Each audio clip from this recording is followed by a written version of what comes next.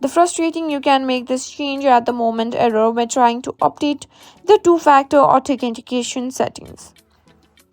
I'll guide you through a step-by-step solutions on how to resolve this issue so you can secure your Facebook account without any hassle. First, let's understand why this error occurs. Facebook may restrict changes to security settings to protect your account from unauthorized access or during maintenance periods. Before we log in, make sure you have your Facebook login details handy, your username and password. Now open your web browser or the mobile Facebook app and log into your Facebook account. Click on the three horizontal lines and scroll down and select Settings and Privacy.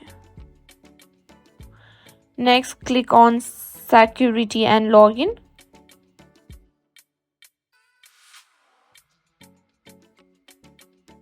Find the two-factor authentication section. Now click on Edit or Manage to review and adjust your settings. You can receive the authentication via authentication app, text message or security keys. Click on Next. Now you may be prompted to enter a code that you will receive via your SMS, and simply type in the code and your two-factor authentication will be on.